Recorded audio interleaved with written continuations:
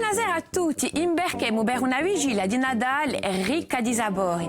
Partiremo di abbiaglia di beri in due tutubi a forma e colori e poi partiremo a festidia in giro a un mondo con drinighelo di Mamma Natale.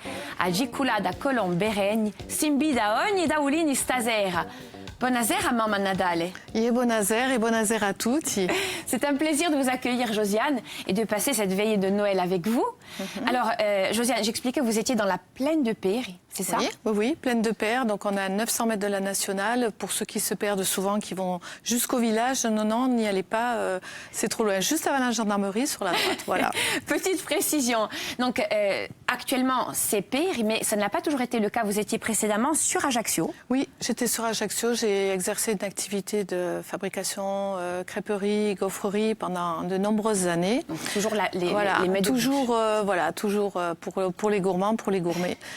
Et donc, il m'est venu l'envie comme j'ai travaillé toujours dans ce produit en incorporant la châtaigne, de ce produit-là, j'ai voulu dériver vers autre chose, valoriser la châtaigne, absolument. Alors justement, vous ne croyez pas si bien dire, c'est votre premier jingle, le credo. On va le découvrir ensemble, Josiane, et vous allez nous expliquer tous ces objets que nous avons cachés dans le tiroir.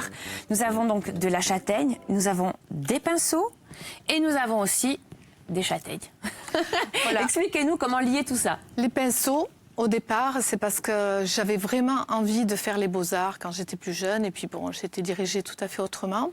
La châtaigne, c'est parce que c'est l'origine, mes origines, puisque je suis originaire de Castaniche. D'où exactement? De Felge, dans la Lézagne. Et donc, j'ai voulu, par rapport à mon grand-père, par rapport à ma mère, vu que j'ai une châtaigneraie, pouvoir valoriser la châtaigne de différentes façons. Donc on ramassait les châtaignes déjà. On ramassait les châtaignes, voilà. Et donc, le lien, en fait, avec le chocolat, comment tout ça est venu? Alors, la matière première. Le lien avec le chocolat, c'était de valoriser la châtaigne et de lui donner des lettres de noblesse. Donc, j'ai voulu l'incorporer dans des chocolats. J'ai d'abord fait ça pour moi, au départ pour des amis. Et ensuite, comme nous faisions des foires artisanales, j'ai créé du chocolat.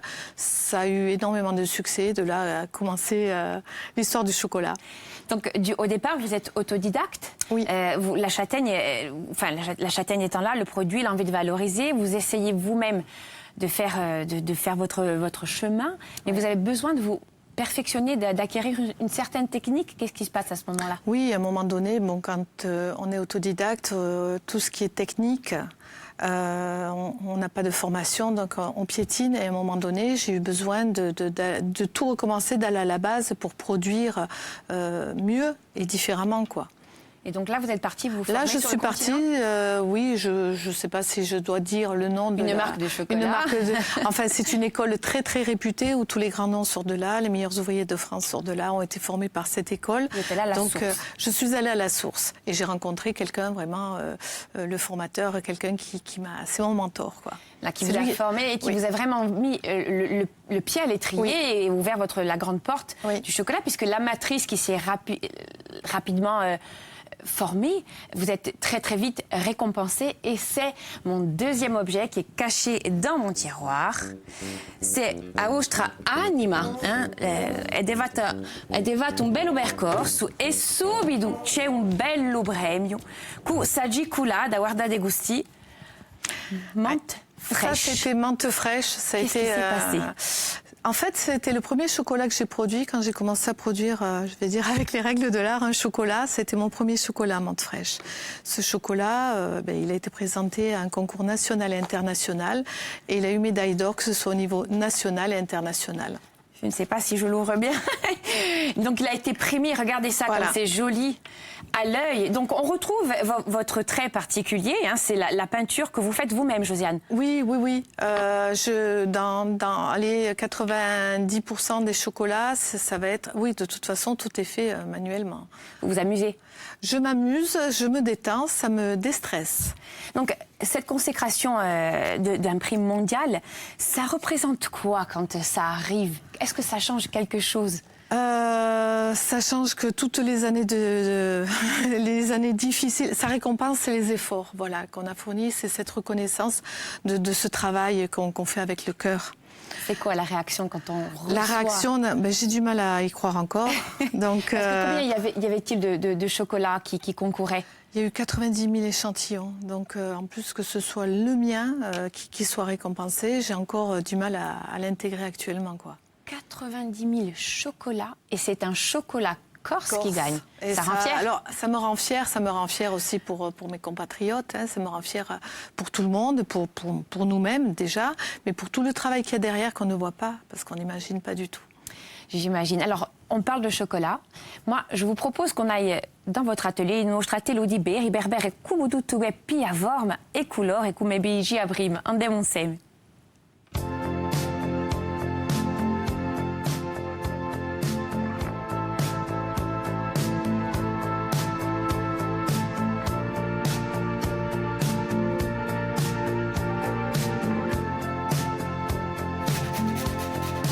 Pour faire un chocolat, il faut déjà connaître le chocolat.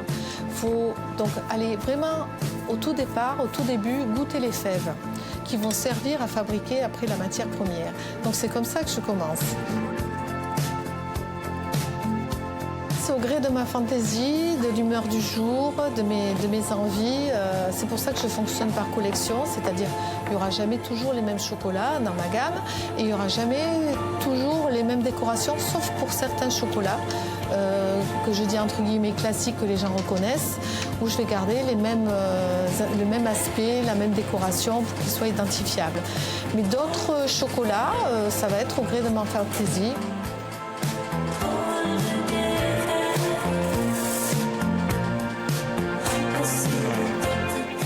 Une fois qu'on a fait, entre guillemets, sécher notre ganache, on va la découper. Alors, soit c'est moi, selon mes disponibilités, soit c'est monsieur. Sans lui, il n'y a pas de chocolat non plus. Je veux dire, il fait partie intégrante de l'entreprise et de l'aventure du chocolat.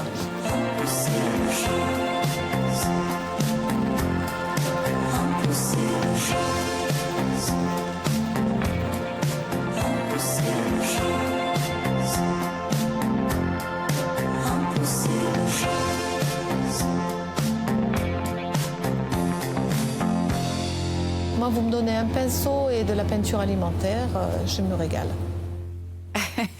Vous vous régalez. J'ai vu plein d'étoiles dans vos yeux, dites-moi. Oui, parce que j'étais en train d'imaginer faire un tableau, peindre un tableau entièrement, comme j'ai déjà fait, peindre sur du chocolat, des animaux, des personnages, des scènes. Donc, j'aimerais le faire. Ah là, ça m'a donné envie de faire des choses encore. Bon, ça vous a inspiré, oui, ça m'inspire. Alors, on a vu Lionel, votre époux. Est-ce que le chocolat, c'est possible sans lui? Est-ce que cette aventure est possible sans lui? Non, c'est pas possible. C'est un binôme, je suis pas seule. Et je veux dire, c'est l'un avec l'autre et pas l'un sans l'autre. Lui est pâtissier de formation? Lui, il est pâtissier de formation.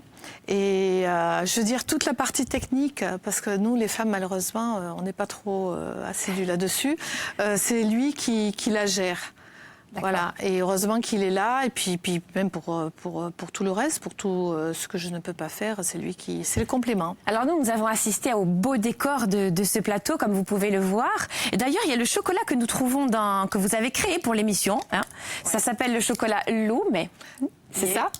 Ou Lume. Donc, je vous ai vu installer le décor, chacun vraiment à sa partie, ça file droit. Alors, on n'est pas souvent d'accord, mais on se complète. Exactement, il y a des compromis. Alors, en tant qu'experte du chocolat, Josiane, quel est le bon pourcentage de cacao? Pourcentage, ça n'a aucune importance. Ça, c'est en fonction des goûts de chacun. Ce qui compte, c'est l'origine de la fève.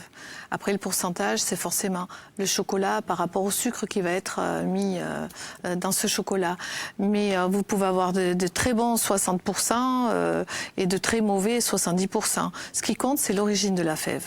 Alors, vous travaillez toujours avec les mêmes producteurs ? Les mêmes, non, pas toujours. Je suis toujours à la recherche de choses exceptionnelles, rares. Et là, je travaille avec un petit producteur de Madagascar qui produit certains crus en quantité infime et que je peux avoir à dose homéopathique. Donc une qualité exceptionnelle. Une qualité exceptionnelle, ce qu'on ne trouve pas ailleurs. En fait, voilà, j'essaie de faire ce que les autres ne font pas. Alors Josiane, vous avez été primée pas qu'une seule fois. On a découvert un premier prix, mais il n'y a pas eu que celui-ci. Oui, primée une deuxième fois par rapport à 5 autres chocolats. Et les organisateurs nous ont dit, j'ai jamais vu pour un seul chocolatier français. Alors Corse, je précise.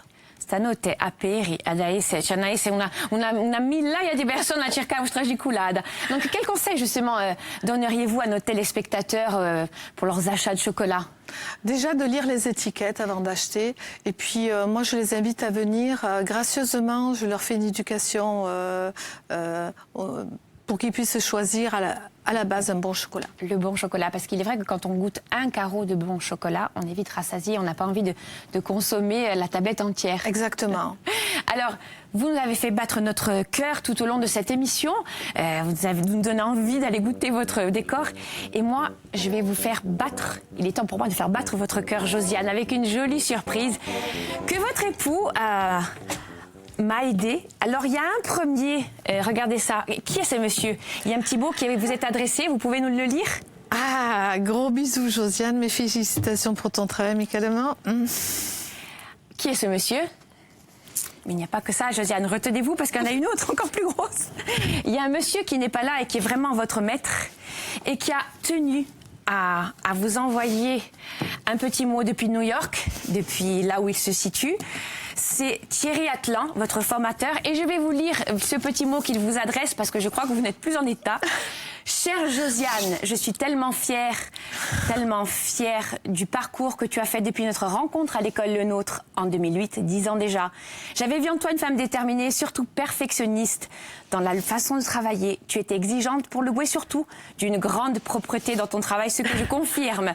Mais ta personnalité m'a marquée car je n'avais que rarement vu une aussi belle âme chez une personne. En espérant te revoir bientôt dans mon atelier à New York pour continuer à échanger notre passion, encore un grand bravo. Toute mon amitié, Thierry Atlan. Josiane, ça fait quoi quand on est reconnu par ses pairs? C'est énorme parce qu'on a une histoire, c'est d'une âme à l'autre, entre Thierry Atlan, moi et même Jérôme. Voilà, on se reconnaît. Alors vous nous avez, j'ai presque envie de pleurer avec vous, mais c'est pas le moment.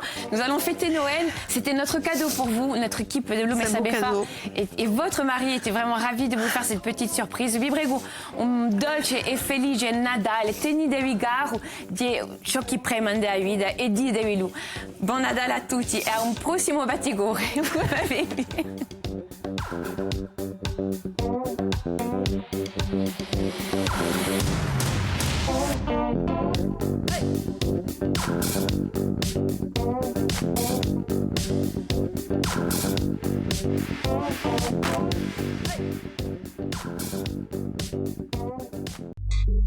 Hey.